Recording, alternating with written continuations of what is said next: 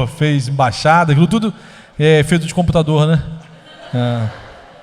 Muito bom. A tecnologia está muito avançada. Mas e aí, como é que vocês estão? Estamos mais parecidos com Jesus essa semana? Só um falou amém.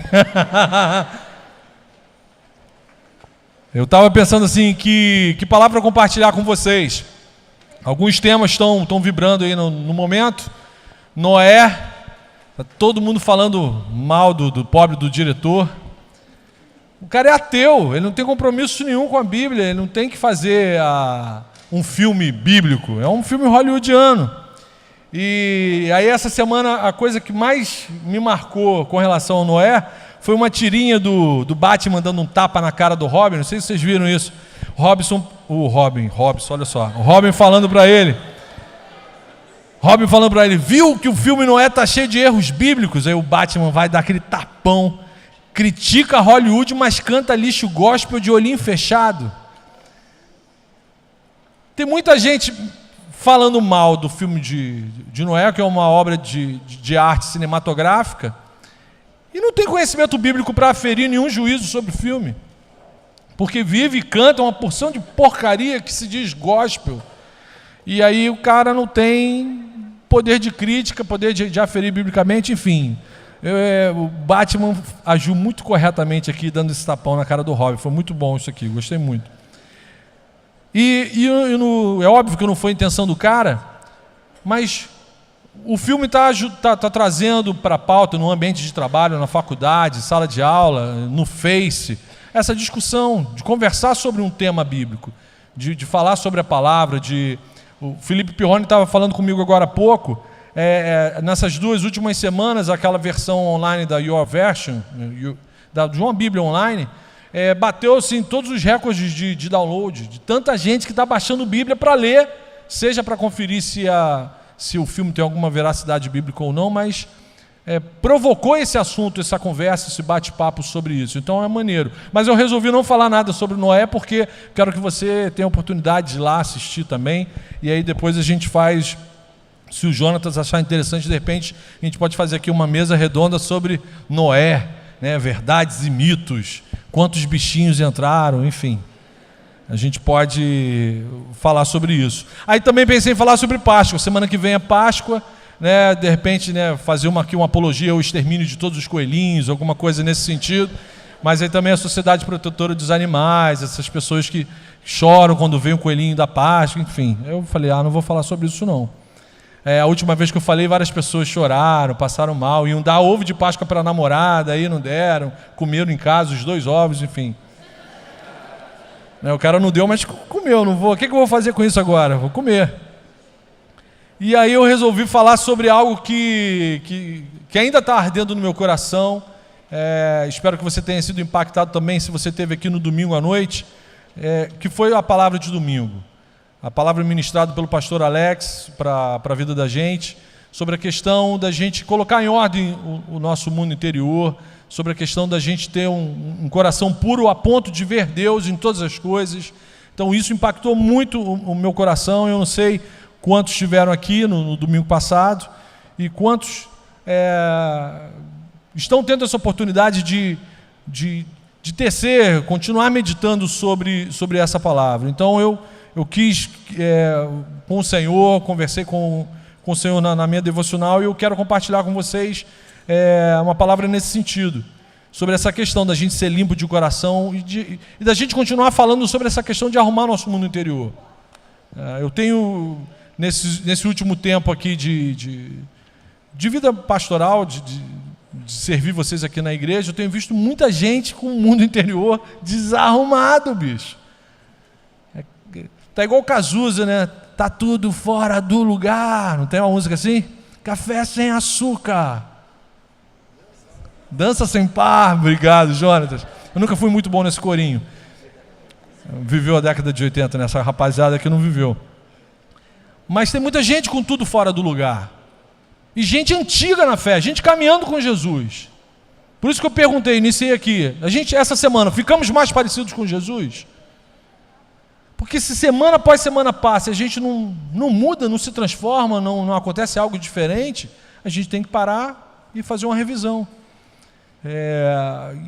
Como é importante, volta e meia, a gente trazer a pauta a esse tema, a necessidade da gente colocar o nosso mundo em ordem, nosso mundo interior em ordem, para que o mundo exterior seja um reflexo dessa relação que a gente está tendo com o nosso Criador. E aí eu, na minha devocional, comecei a perguntar isso para o Senhor. Senhor, como que eu inicio essa arrumação do meu mundo interior? Como é que eu faço isso de forma prática? Como é que eu faço para ver Jesus em todas as coisas do meu dia a dia? Cristianismo tem que ser isso. A gente precisa enxergar Jesus em todas as coisas do nosso dia a dia. Uma semana violenta em Niterói. Onde que eu enxergo Jesus nisso? Queda. Precisamos de redenção. Nossa cidade precisa de redenção. Nossa polícia precisa de redenção. Os nossos bandidos precisam de correção. Então a gente precisa ter essa habilidade, se exercitar nessa habilidade de enxergar Jesus em todas as coisas. Como que eu tomo decisões orientadas por Jesus? O tema do retiro do Go Camp, o Jonatas acabou de falar aqui no filme. Tem gente que quer viver de fato o cristianismo, tem gente que é sincero na sua luta de viver o cristianismo, mas quer viver na base do achismo. Eu acho que tem que ser assim. Então, assim, como que eu tomo uma decisão na minha vida, no meu dia a dia, orientado por Jesus? Tem muita gente que sofre e faz sofrer, porque como a gente vive num ambiente plural de comunidade, se você está sofrendo, você não está sozinho. E acaba fazendo outras pessoas sofrer e escandaliza, porque não pratica o que ouve, o que aprende. Toma uma decisão, quero seguir Jesus, mas não põe em prática. A distância da decisão para a atitude é enorme. E aí a boa nova do Evangelho da Graça nos propõe mudança de vida. Tem que mudar, tem que acontecer alguma coisa. Nem que você fique careca, mas alguma coisa tem que acontecer diferente. O cristianismo é um convite à prática da transformação. Você tem que se transformar. Todo dia ser renovado, ser restaurado, ser reformado. É aquela parada do venha como estás, mas volte diferente. Você tem que voltar diferente. Se você entra aqui e volta pior do que entrou, meu irmão, não se conforme com isso. Procura, a gente vai fazer uma sessão do descarrego. Alguma coisa tem que ficar diferente. É Jesus quem está presente aqui no nosso meio, amém? Então, independente de você senti-lo ou não, acreditar nele ou não, ele está aqui presente. E para aqueles que abrem o coração para recebê-lo, faz toda a diferença. Então o Evangelho da Graça de Cristo propõe crescimento em conhecimento, crescimento em graça, em experiências, em intimidade, discipulado. Caminhar com Jesus é sempre dinâmico, é sempre uma coisa nova acontecendo. O corpo da igreja sempre se renovando.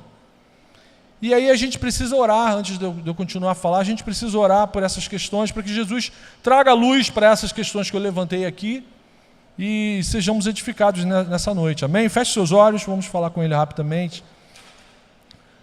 Senhor Jesus, obrigado por esse momento que a gente teve de poder com os nossos lábios te elogiar, cantar louvor para o Teu nome, se emocionar, lembrar das coisas, dos Teus feitos, do que o Senhor tem feito na vida da gente. Muito obrigado, Senhor. E agora eu te peço que o Senhor nos ajude, nos oriente, nos fortaleça, nos leve para um passo a mais, Senhor, na nossa caminhada com o Senhor, que individualmente e como família, como igreja que se reúne aqui, que o Senhor nos ajude a crescermos na fé, a caminharmos na Tua direção. E como eu falei aqui no início, Senhor, por favor, ajuda a gente a sair daqui mais parecido com o Senhor. Te peço isso em nome de Jesus. Amém. Amém. Querido, abra a tua Bíblia aí em Efésios capítulo 5, Jesus respondeu essa oração. Nossa oração foi respondida por Jesus em Efésios capítulo 5, a partir do primeiro versículo. Lá no finalzinho do Novo Testamento, uma carta fininha, difícil de achar, mas no seu smartphone é rápido. Efésios 5, a partir do primeiro versículo. Lembra das perguntas? Como iniciar essa arrumação do nosso mundo interior? Como ver Jesus em todas as coisas do meu dia a dia, seja na coletividade ou na particularidade? E como tomar decisões orientadas por Jesus? Eu encontrei as respostas em Efésios 5, de 1 a 11. Verifica se tem alguém aí precisando de um help bíblico aí do seu lado. Convida ele para pertinho, vamos lá? Portanto, olha Paulo falando aqui, ele inicia um capítulo já com esse apontamento. Portanto, sejam imitadores de Deus. Como? Como filhos amados, e vivam em amor, como também Cristo nos amou e se entregou por nós como oferta e sacrifício de aroma agradável a Deus. Entre vocês não deve, Paulo estava falando isso aqui para uma igreja, entre vocês não deve haver nem sequer menção de imoralidade sexual, nem de qualquer espécie de impureza, nem de cobiça, pois essas coisas não são próprias para os santos, para aqueles que foram santificados por Jesus. Versículo 4, não haja obscenidade, nem conversas tolas, nem gracejos imorais, que são inconvenientes, mas, ao invés disso, ação de graças, ou seja, louvores, porque vocês podem estar certos disso. Olha o que Paulo fala. Nenhum imoral, nenhum impuro, nem ganancioso, que é idólatra, tem herança no reino de Cristo e de Deus. Ninguém os engane com palavras tolas, pois é por causa dessas coisas que a ira de Deus vem sobre os que vivem na desobediência. Portanto, mais um portanto aí, mais um apontamento. Não participem com eles dessas coisas, porque outrora vocês eram trevas, vocês estavam na escuridão, era tudo emburrecido, mas agora vocês são luz no Senhor. Então, vivam como filhos da luz. Pois o fruto da luz consiste em toda bondade, justiça e verdade. E aprendam a discernir o que é agradável ao Senhor. Não participem das obras infrutíferas das trevas. Antes, exponham-nas à luz. Amém. Até aqui. Depois a gente vai ler mais, você guarda aí em Efésios 11, a gente vai ler mais alguns versículos ao longo da meditação. Mas Paulo inicia esse capítulo argumentando que filhos são parecidos com os pais. Fato que para alguns pais ter um filho extremamente parecido com ele, para alguns é o maior barato e para outros é constrangedor, né? Pô, esse moleque é um capeta, é o pai. Às vezes é constrangedor. Quase todos nós já vimos uma criança sentada num banco de um carro, lá ali no volante, imitando o pai numa direção. Também não é difícil ver as crianças imitando os pais nas suas atividades domésticas, diárias, aquela cena clássica do moleque novinho fazendo barba. Vocês já fizeram isso? Pegou o presto barba e ficou imitando o pai? Ela viu? Mó barato, os filhos imitam os pais. Boa parte do aprendizado da criança é por observação e imitação. Faz parte da didática familiar, da humanidade, do crescimento, da nossa antropologia. A gente aprende por imitando. E aí Paulo inicia esse texto fazendo essa instrução. Se você é filho de Deus, filho amado de Deus, então imita o seu pai. Imita o seu pai. É para você viver imitando o seu pai. Para você apresentar traços na sua característica, no seu dia a dia, que remetam ao seu pai. Para que a gente olhe para... Pô, isso aqui é filho do seu... Qual é o nome do seu pai? Filho do Maurício. O cara olha e fala assim, não pode ser filho do João, é filho do Maurício. Então, Paulo está falando que, cara, é para a galera bater o olho em vocês e de cara ver, esses caras são filhos de Deus, de filhos amados. Nossa primeira lição tem a ver com a nossa identidade. O Alex falou isso no domingo. A gente não pode perder isso da nossa mente, do nosso coração. Você é um filho amado. Deus investe amor na sua direção, na sua vida. Você não está esquecido, você não está abandonado, você não é um extraterrestre gospel esquecido aí no banco da igreja. Nossa identidade é de filho amado. A minha identidade, ou seja, o que eu sou determina e forma o jeito que eu vou me relacionar com as pessoas, como eu vou me comportar nesse planeta. Essa é a base para a lição de Paulo nesse capítulo aqui, imitar o nosso Pai. E aí, isso vai nos ajudar a externar de forma assim concreta no nosso dia a dia a relação que a gente está tendo ou não com o nosso Deus. Então, em primeiro lugar, eu queria que você anotasse ou guardasse no seu coração. A gente deve imitar o Pai em tudo. Então, uma forma de você colocar o seu mundo interior em ordem, de você sanear suas patologias psíquicas aí, seu pezinho na psicopatologia, né? Um português mais claro, para você colocar o seu mundo em ordem e fugir da loucura de ficar maluco, imite o seu pai de amor, imite o seu pai. Anda, viva, exista em amor. Trate as pessoas da mesma forma como o seu pai te trata, como um filho amado. E aí Paulo fala isso, primeiro versículo: portanto, sejam imitadores de Deus como filhos amados. E se você ainda não é um filho amado, se você não teve um encontro real com Cristo, se a sua experiência com Deus é só religiosidade, é só religião, cara, aproveita essa noite, vai pensando nisso aí, como é que é a tua relação com Deus, e abre o seu coração para ter uma experiência real com Ele hoje à noite. Amém? Faça isso. Descubra o que é viver novidade de vida. O que é ter uma experiência de vida, de caminhada com Deus. Versículo 2, Paulo fala: e vivam em amor. Como que é isso? Como que é esse papo de viver em amor? Dando beijinho o tempo todo todo mundo? Ah, meu irmãozinho gosta, beijinho, beijinho. Como que é essa parada de viver em amor? Ah, ele diz como que é isso. É viver em amor como também Cristo nos amou. O referencial é sempre Cristo.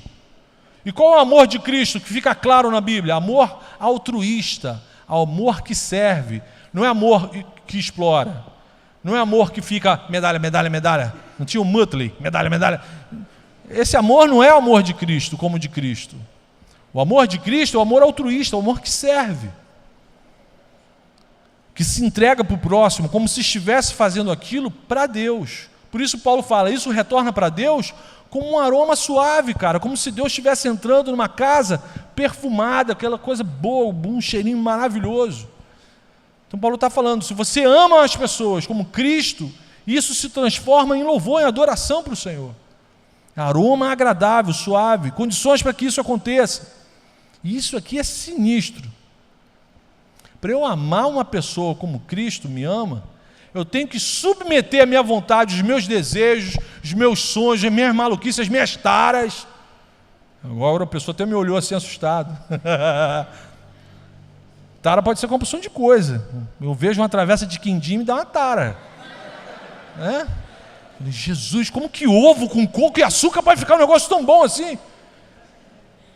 Eu como até se estiver fedendo a ovo, eu como. Então eu preciso submeter a minha vontade, as minhas inclinações, a minha mente, os meus desejos, meus sonhos à pessoa de Cristo.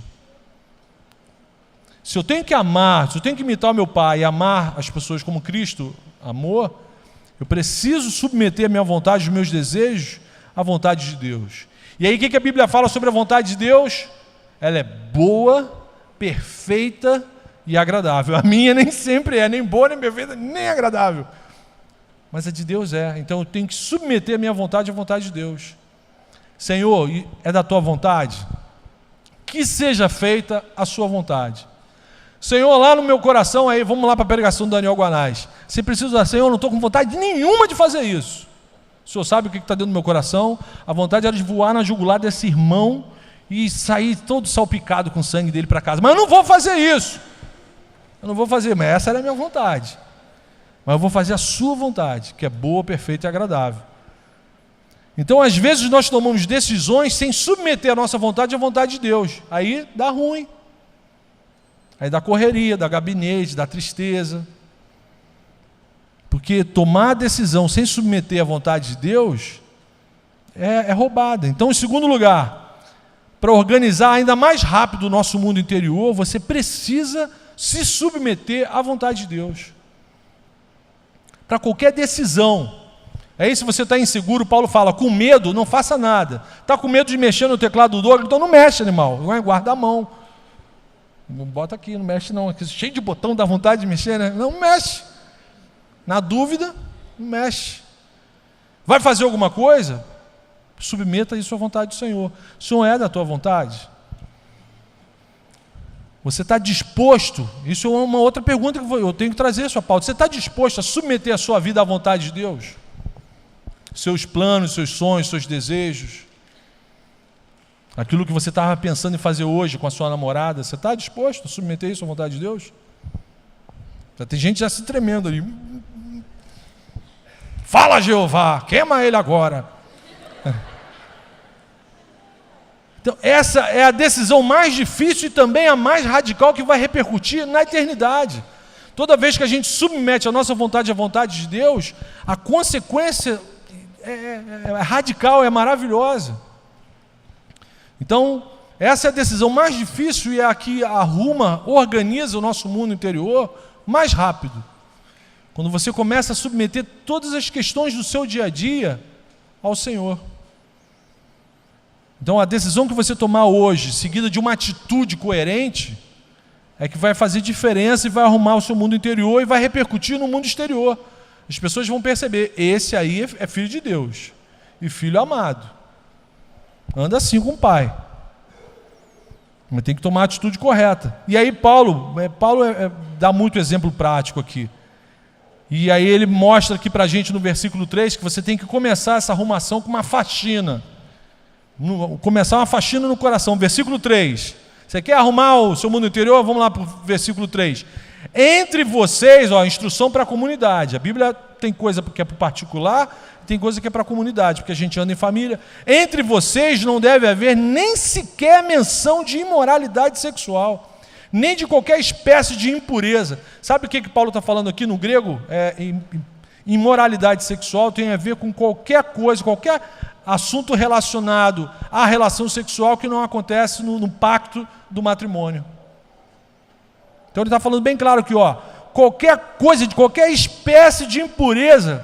Em outras versões, a palavra que vem aqui é fornicação. O que é fornicação? É quando o namorado come Mirabel antes do recreio. Vocês entenderam.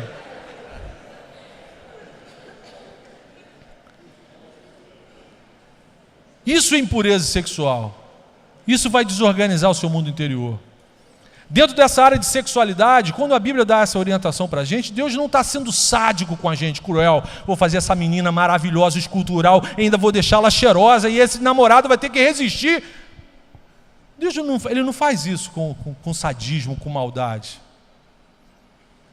Mas Ele sabe que se a gente fizer algo que não foi submetido à vontade dEle, ou seja, a vontade dEle é que você desfrute da sua vida sexual com plenitude, mas no pacto do matrimônio, do casamento, para aquilo celebrar. Meu irmão, dois seres humanos, egoístas, vivendo juntos, tem que dormir junto, tem que ter sexo.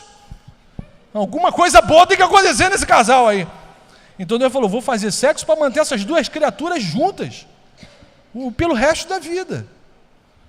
Só que isso é para acontecer num ambiente matrimonial. Porque se não acontece num ambiente matrimonial, começa a acontecer desorganização no mundo interior. Começa a afrouxar uma porção de parafuso, começa a dar crise, aí o pai do Jonathan vai ficando mais rico, né? Psiquiatra, vai ficando mais rico, mais rico. Então, se Paulo fala, não pode haver entre vocês esse tipo de impureza, nem cobiça. Aqui ele está falando para avarento. Que doideira, né? Sexo, dinheiro. E ele fala que o avarento é aquela pessoa que tem amor demasiado ao dinheiro. O avarento, a cobiça pecaminosa, é aquela pessoa que enxerga o dinheiro, os bens materiais, como uma entidade, como um Deus. Aquilo que era para ser bênção se transformou num alvo de adoração. Eu vivo em função disso. Aí Paulo está falando, cara, vocês, essas coisas que eu estou falando aqui, moralidade sexual, fornicação, um transando com o outro antes de assumir um pacto matrimonial, cara, isso não é coisa de gente que foi santificada por Cristo. Não porque vocês são morais acima da média, não, porque vocês foram santificados por Cristo. Vocês estão denigrindo o Pai amado, que trata vocês como filhos amados. Paulo fala, o problema não é só aparecer grávida depois, o problema não é adquirir uma doença sexualmente transmissível, isso é consequência. O problema é que vocês estão queimando o filme do Pai amado de vocês. Falou, isso não é coisa que é para acontecer no meio de gente que foi santificada por Jesus. Então, se Jesus santificou a gente, então entre vocês não pode acontecer esse tipo de coisa. praticar algo contrário à vontade de Deus para as nossas vidas vai desorganizar o nosso mundo interior. Desorganizando o nosso mundo interior, o exterior vira igual o Noé do filme. Uma loucura. Então, nossa relação com o próximo e com Deus fica radicalmente comprometida. Todas as vezes que a gente faz algo que é contrário à vontade de Deus para a vida da gente, a gente compromete a nossa relação com Ele e a nossa relação um com o outro. Aí vem aquele cheiro de enxofre. Paulo também fala que isso tudo faz mal e isso é eco das trevas. Paulo fala, cara, isso era comum quando vocês andavam lá na escuridão, agora não dá mais, amiguinho. Agora não dá mais. Versículo 4, ele continua dando as instruções. Não haja obscenidade no meio de vocês. Obscenidade, em outras versões, vem como palavrões. Cara, você é filho de Deus, santificado por Jesus, ainda está xingando, falando palavrão. Ah, mas todo mundo fala, é uma parada cultural. Cara, você agora é embaixador de Deus, de um outro reino. Representa e aponta uma outra civilização. Você está inaugurando, você faz parte de um outro reino. Se todo mundo come bosta, você vai comer também? Então Paulo está falando, não haja obscenidade no meio de vocês, palavrão, não tem gracinha, não tem que ficar rindo quando o outro falar isso. Não tem que ter conversa tola. Sabe o que é conversa tola? Muita coisa que a gente escreve no Facebook. Conversa tola, podia estar edificando alguém, está lá, compartilhando besteira. Batman dando tapa na cara do Robin. Tolice. Dá vontade, né? Mas tem que resistir à tentação. Conversa que não edifica, fofoca. Distorções, maledicências, descobrir o pecado de um irmão e contar com requinte de crueldade para outra pessoa. E aí ele continua, nem gracejos imorais. Gracejos imorais é aquela cantadinha que você está trocando uma ideia com a menina e numa que você está brincando, você está mandando a letra, mas com segundas intenções pesadas. Nem gracejos imorais, conversinha de duplo sentido, coisa suja disfarçada com conversa lícita, que são inconvenientes. Aí ele fala, mas ao invés disso, ações de graças. Aquele que teve um encontro real com Jesus não deveria ter prazer naquilo que é obsceno e maldoso, seja de qualquer espécie de coisa nesse sentido. A gente precisa cuidar do nosso coração para a gente não ter prazer mais nessas coisas. Paulo também está nos advertindo, assim como Pedro fez, e eu falei sobre essa passagem de Pedro na pregação, na última pregação que eu fiz, sobre o cuidado com a nossa língua. Porque a língua, as nossas conversinhas, as nossas digitações, ela só vai externar aquilo que está cheio do nosso coração. Então Paulo fala, olha só, se a tua linguinha só está botando para fora coisa ruim, meu irmão, arruma o seu mundo interior porque está mal. Ele está falando isso aqui para uma igreja, para uma comunidade de crentes em Jesus. Se você deseja colocar o mundo interior em ordem, enxergar Deus em todas as coisas, então você tem que observar o que você está falando, o que você anda falando. Você precisa mudar o seu coração, que aí você mudando o seu coração, muda o que você anda falando. Lucas 6:45 diz o seguinte, o homem bom tira coisas boas do bom tesouro que está em seu coração, e o homem mau tira coisas más do mal que está em seu coração, porque a sua boca fala do que está cheio o coração. Então, se constantemente você ou os seus amigos só falam de coisas pesadas, de gracejos imorais, de tolice, de idiotice, de imbecilidade gospel, ora por ele, né? Bota a mão no Senhor, cuida do coração desse meu irmão. O que mais sai da sua boca? Mentira ou verdade? Palavrão ou palavra que edifica? Gritaria, maledicência, bate-boca, fofoca ou paciência e perdão? Cara, você tem que ter paciência com essa criatura que está sentada aí do teu lado. A Bíblia fala que eu e você somos obras inacabadas, estamos arrumando o nosso mundo interior. Então você tem que ter paciência comigo. E hoje eu vou demorar, tenha paciência comigo. O que mais sai da nossa boca? Comentários obscenos sobre o corpo de nossas irmãs aqui da igreja ou ação de graças que edificam o corpo de Cristo? Abre o teu olho, meu irmão. Abre o teu olho, examina o seu coração hoje. Muitos querem ter uma vida abundante, ter experiências novas com Jesus, aí canta, leva-me para águas mais profundas. Os anjos ficam todos desesperados, falando, esse sem noção, olha o que ele está cantando. O cara quer ter vida abundante, paz, equilíbrio, andar nas nuvens, sem meter o pé no chão, sabe? Aquele crente assim, ungidão, mas não quer mortificar a carne. Ele quer continuar acessando aquelas porcarias que ele acessa lá no quarto dele de madrugada. Ele quer continuar com o olho dele na parte de baixo do corpo da irmã dele em Cristo. Que benção, hein? Mistério esse teclado aqui. Aí leva-me para águas mais profundas. Vou te levar para o inferno, né? Bem profundo. Gente, não tem vida equilibrada, não tem vida arrumada sem mortificação da carne. Não tem. Não há arrumação do mundo interior que não passe por mortificação. Cuidado, olhinho no que vê. Não tem essas musiquinhas que a gente cantava para as crianças? Você acha que eu não tenho vontade de olhar também? Você acha que eu sou ET? Só que eu tenho que mortificar isso, meu irmão, todo dia. Aí tem a praga da televisão, que às vezes você está lá esperando o anúncio do jornal e aparece aquele negócio, uau! Aí você dá glória a Deus, glória a Deus! Deus é bom, a bactéria não ia ficar daquele jeito ali, né? Os caras dizem que nós somos a evolução de uma bactéria. Não ia ficar daquele jeito nenhum. Aí você tem que mudar a sua leitura das coisas. Não existe vida abundante, vida cristã, sem santificação. Sem oração, sem conhecimento da palavra, sem discipulado, sem serviço. E aí, quais serão as consequências se você deixar o seu mundo interior desarrumado?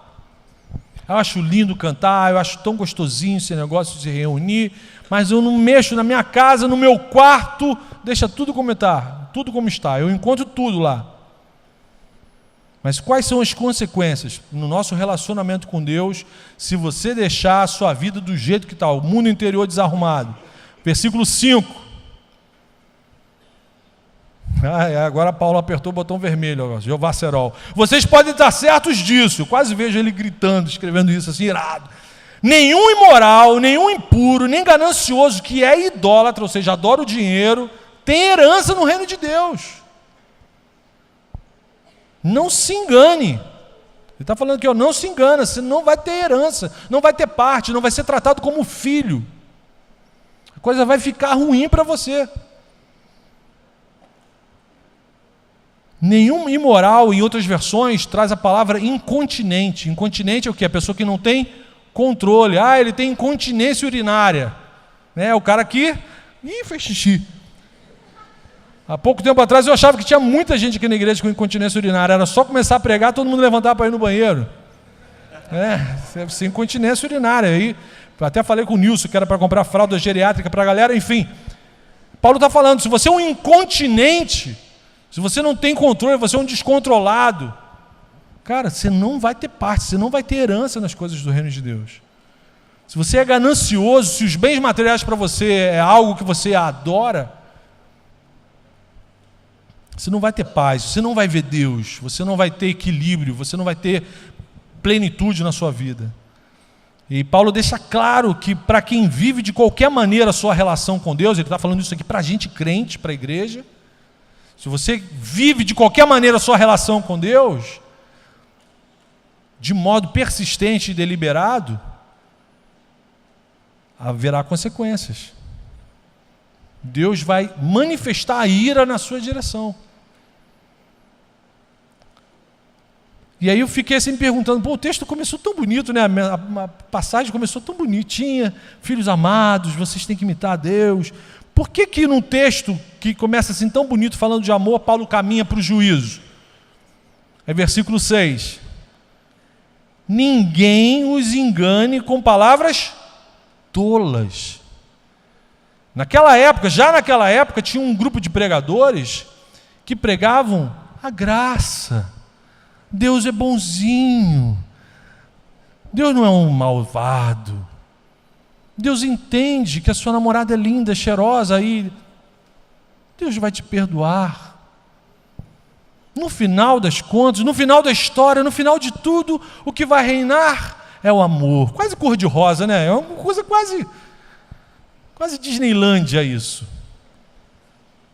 E aí ele está falando, ninguém vos engane com palavras tolas. Não adianta buscar ou acreditar em pregaçãozinha água com açúcar, que diz que o reino tem uma porta larga, que o caminho é largo, que Deus é um Papai Noelzinho, um idiotinha gospel, que no final todo mundo vai morar com ele, bonitinho, gostosinho, no seiozinho de Abraão. Não adianta, Paulo está falando o seguinte, cara, não adianta dar ouvido para esse famoso, não é bem assim. Já ouviu isso em alguma conversa? Não é bem assim. Esse pastor está sendo muito duro, essa pregação está sendo muito dura, esse cristianismo já caducou, essa coisa está muito radical, muito radical. Então, tanto naquela época como hoje, existiam falsos líderes que ensinavam um evangelho bonitinho, da porta larga, da graça barata, que não precisa de se santificar. Deus entende que você está tentando. Porque no final das contas, Deus é amor. Esse pregador está falando isso porque ele é recalcado, apanhou muito da mamãe. Aí Paulo então deixa claro, eu começo falando sobre amor, o reino é de amor, vocês são filhos amados, são tratados como filhos amados, mas se esse relacionamento for leviano, o pau vai comer. Nova versão internacional do Marcão. Cara, eu te trato de forma santa, separado para mim. Eu te santifiquei com o sangue do meu filho. E você vai levar essa relação de qualquer maneira? Não vai ficar assim não. Eu sou um Deus santo e justo. E gosto de cerol fininho, que corta rápido. Essa é heresia, tá? Isso não está na Bíblia não. Querido, não existe cristianismo sem obediência. Final do versículo 6. É por causa dessas coisas que a ira de Deus vem sobre os que vivem na desobediência. Que coisas são essas? Essa conversinha tola, essa pregação idiotizante, essa pregação de Deus, que Deus é um Papai Noelzinho maneirinho, que libera geral, que perdoa geral, que no final o amorzinho vai salvar todo mundo. É por causa dessas coisas que a ira de Deus vem sobre os que vivem na desobediência. O que Paulo está reforçando aqui? Não existe cristianismo sem obediência. Se você não se esforçar, se o seu coração, se você não clamar a Jesus, me ajuda com o teu sangue. Me cobre ou me leva, mas me ajuda a te obedecer. Pensei que você fosse puxar uma salva de palmas agora aí. Ele vai me levar agora! Não, obedece, tem muito para você viver e experimentar aqui. Então não existe cristianismo sem obediência. Não existe ser cristão espectador. Eu só assisto. Conclusão lógica, versículo 7. Portanto, se é tudo errado isso que eu estou falando, não participem com eles dessas coisas. Se tem gente no nosso meio, se você conhece gente que faz isso que Paulo está falando, que é para não fazer, Paulo está falando aqui, meu irmão, não participa com ele dessas coisas. Que Deus, quando mandar lá o raio em cima do cara, pode pegar em você também. Vai que o anjo azarou e o ruim de mira. Portanto, não participa com ele dessas coisas. Paulo está falando para pessoas de uma igreja, cara, se afasta disso, não participa. Termina o namoro. Se o seu namorado é igual um polvo, né? Você sai com ele, ele está de mão dada, mas quando você abraça ele, ele parece um polvo, aparece mão em tudo que é parte do seu corpo. Não anda mais com ele, pode ser um ser de outro planeta. Faça uma advertência, amor. Amor, não mete a mão aí, amor. E aí, se insistir em viver dessa maneira, o que Paulo fala aqui? Se afasta. Se afasta, porque a ira de Deus vai vir sobre ele. Se afasta. Você não está sendo mal, você não está sendo injusto, você não está discriminando, você fez uma advertência, amor. Você chamou ele para uma conversa, você falou com a sua liderança. Se não adiantou nada, se afasta. Porque senão o nosso mundo interior vai ficar desordenado. E aí Paulo insiste no versículo 8, em terceiro lugar, para a gente organizar o nosso mundo interior, andem como filhos da luz.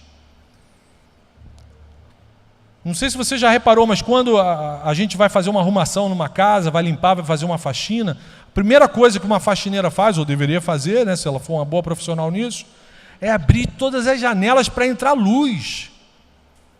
A luz detecta a sujeira. Onde tem luz entrando, não tem canto sujo. Você identifica. Ih, está sujo aqui, está sujo aqui. Está limpo aqui. Vocês viram como é que está limpo? Aquele gorgonzola que estava se formando aqui acabou. Quem comeu, comeu. Quem não comeu, não come mais. Tem que ter luz. Paulo fala, vocês precisam andar como filhos da luz. Traz luz para o interior. Senhor, onde tiver canto escuro na minha alma, ilumina. Se tem algum porão na minha alma, ilumina com a tua luz. Traz luz para o meu interior. E aí Paulo fala no versículo 8, porque outrora vocês eram trevas. Tem uma irmã que fala isso na novela, não tem? Ih, trevas! Vale a pena ver de novo. Tem trevas na televisão. Ninguém viu, não vale a pena ver de novo. Que terrível. Minha piada não alcançou nenhum número no Ibope. Terrível. Isabelle, ela está fazendo aniversário hoje, né? Isabelle Drummond. Porque outrora vocês eram trevas, mas agora são luz no Senhor. Então vivam como filhos da luz. Vocês precisam viver revelando a presença de Deus na vida de vocês. Assim como uma pessoa saudável pode ajudar uma pessoa doente, assim um filho da luz pode conduzir um irmão que ainda está perdido nas trevas para o caminho da salvação. Mas você precisa viver na luz. Para ser um farol, para ser um referencial, para ser alguém a ser seguido e imitado. Essa é a instrução de Paulo aqui. O que deveria caracterizar a vida de alguém que é filho da luz? Versículo 9, pois o fruto da luz consiste em toda bondade. Ou seja, tudo aquilo que é vontade de Deus para a nossa vida é bom.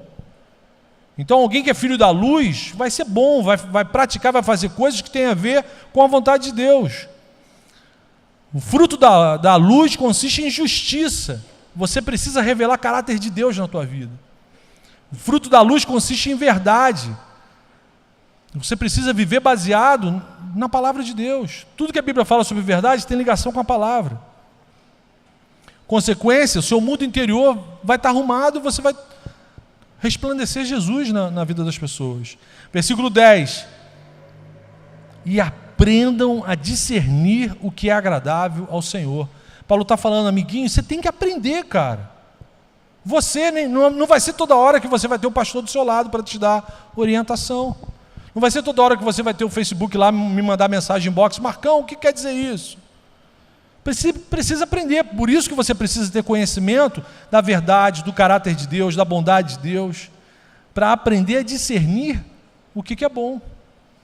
Porque a gente vive um mundo onde são oferecidas muitas coisas para a gente. O tempo inteiro você é exposto a alguma coisa que você tem que tomar uma decisão, tem que fazer uma escolha. E aí o conhecimento da palavra é necessário porque ela vai nos ajudar a discernir, a reter o que é bom. Paulo fala, examina tudo, retém o que é bom. Mas o que é o fiel da balança? Quem que vai ajudar você a discernir o que é bom, o que é ruim? O seu achismo? A sua experiência? É a palavra de Deus. Você vai precisar levar a luz de Jesus para todos os cantos escuros da sua alma. E aí no versículo 11 ele diz, não participa mais das obras infrutíferas das trevas, antes exponha-nas à luz. Versículo 12, que eu ainda não li com vocês, por favor acompanha comigo. Porque aquilo que eles fazem oculto, até mencionar é vergonhoso. Você sabe de coisas que amigos e colegas aqui da igreja fazem, que até mencionar é vergonhoso.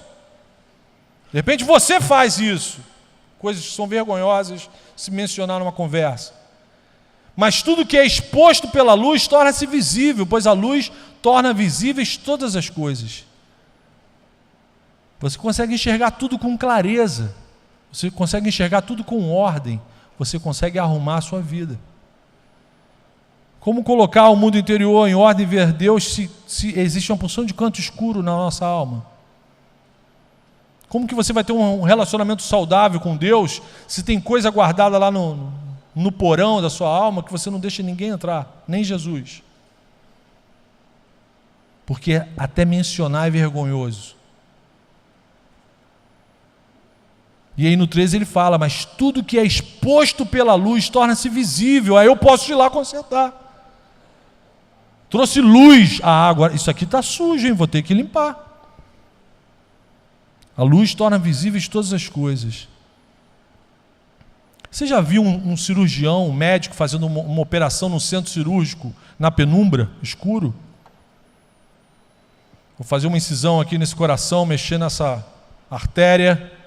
Vamos deixar assim com essa luzinha, meia luz. Na primeira traçada de bisturi, ele pode passar o cerol no lugar errado. Não existe correção, não existe arrumação, não existe cura sem a presença da luz. E aí dos versículos 15 ao 20, Paulo conclui esse assunto e deixa tudo bem amarrado sobre essa questão de arrumação de mundo interior. Do versículo 15 ao 20, ele fala o seguinte: tenham cuidado com a maneira como vocês vivem. Mensagem aqui para a coletividade. Que não sejam como insensatos, mas como sábios, gente que sabe o que está fazendo. Aproveitando ao máximo cada oportunidade, porque os dias são maus. A gente vive num contexto de mundo caído. Os dias são maus, portanto não sejam insensatos, mas procurem compreender qual é a vontade do Senhor. Como é que você vai fazer isso? Bíblia, conhecimento de Bíblia. Amiguinho, você tem que ler. Você tem que estudar. Fim de semana de treinamento, era para estar todo mundo aqui, com sede, porque você vive num mundo mau. Se você não tiver conhecimento da verdade, se você não tiver uma lanterna na sua mão, que a palavra de Deus é luz para a vida da gente, você vai tomar muito na cara. Se você não aprender a ser obediente, a respeitar a autoridade, com o uso da palavra de Deus, vai ter uma galera aí fora que vai fazer isso. Só que não vai fazer com amor. Paulo está falando aqui para os seus irmãos em Cristo: acordem, vigiem, façam uso daquilo que Deus já colocou à disposição de vocês. Abram os olhos, não se deixe ser levado por ventos de achismos, de manias, de moda. Para quem não sabe a direção a seguir, qualquer vento é contrário. E aí a conclusão que eu quero chegar: se Deus é amor, a gente tem que viver como filho amado, imitar esse pai.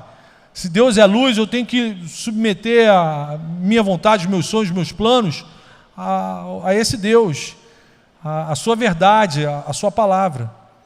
Porque eu não vou ter sucesso na arrumação do meu mundo interior, eu não vou ter sucesso no meu relacionamento com vocês, com os meus filhos, com a minha esposa, se eu não mortificar a minha carne, se eu não expor o meu coração à luz de Jesus.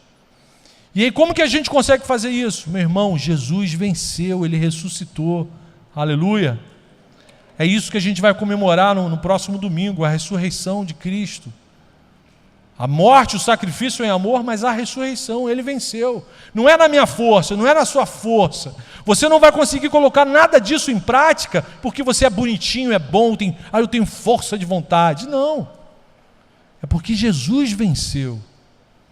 É porque Ele derramou o Espírito Santo sobre a vida da gente. Ele ressuscitou. Então, por causa disso, por causa do que Ele fez na cruz, por causa da sua ressurreição, é possível. Tudo isso que eu falei aqui é possível. É possível sim você ter um namoro santo. É possível sim você ter um relacionamento santo com as coisas materiais. É possível sim você se relacionar em amor um com o outro. Não é porque você é bom ou consegue fazer, é porque Jesus é bom e me dá condição de fazer isso. Aleluia. Por isso que eu sigo esse Deus maravilhoso. Se dependesse de mim, meu irmão, se dependesse de mim, não era nem para subir nesse púlpito. E outra coisa maravilhosa, você não vai estar sozinho. O cristianismo não é uma experiência de solitários. O cristianismo é uma experiência de corpo, uma experiência de juntos, uma experiência de estamos juntos na caminhada. Então em Jesus é possível obter um novo coração e colocar o nosso mundo em ordem. no mundo de caos, no mundo de gente distorcida, desajustada, de um bando de 22, é possível você ser normal. Mesmo que de perto você não seja tão normal assim, mas em Jesus é possível obter um coração puro que vê Deus em todas as coisas. E aí eu quero terminar aqui com o finalzinho do versículo 18. Olha que Paulo fala. Deixem-se encher pelo Espírito. É o Espírito Santo que vai nos dar força e conduzir a gente para essas experiências que eu estou falando aqui. Olha o que a gente faz aqui todo sábado à noite, falando entre si com salmos, hinos e cânticos espirituais, cantando e louvando de coração ao Senhor. Isso ajuda a colocar o nosso mundo interior em ordem. Glória a Deus. Dando graças constantemente a Deus Pai por todas as coisas, em nome de nosso Senhor Jesus Cristo. Amém? Vamos chamar a galera da banda para a gente fazer isso, para a gente já começar agora aqui, praticar isso que Paulo está falando. Senhor, me enche com o teu Espírito. Eu quero louvar o teu nome, eu quero cantar, eu quero celebrar o teu nome no meio da congregação com essa galera aqui, quero te dar graças constantemente. Fica em pé, e antes disso, antes de começar a cantar, vamos orar. Quando eu falei que o seu teclado estava sujo, está limpinho, está irado. A luz revelou que está tudo limpinho aqui. Feche seus olhos, vamos orar. Faça uma retrospectiva aí com o Espírito Santo e analisa com ele aí o que de fato mudou na sua vida desde que você se confessou como cristão. Pensa aí agora. Jesus está passeando agora no nosso meio. Pergunta para ele, Jesus, o que de fato mudou na minha vida depois que eu te conheci? O que mudou para melhor, Senhor, depois que eu comecei a andar com o Senhor? Senhor, fala para mim, meu modo de falar mudou? As coisas que eu falo mudaram, Senhor? Os meus olhares mudaram, Senhor? Os meus desejos? A forma como eu tenho lidado com os meus irmãos mudou, Senhor? A maneira como eu tenho tratado o meu relacionamento com o Senhor tem mudado para melhor, Senhor?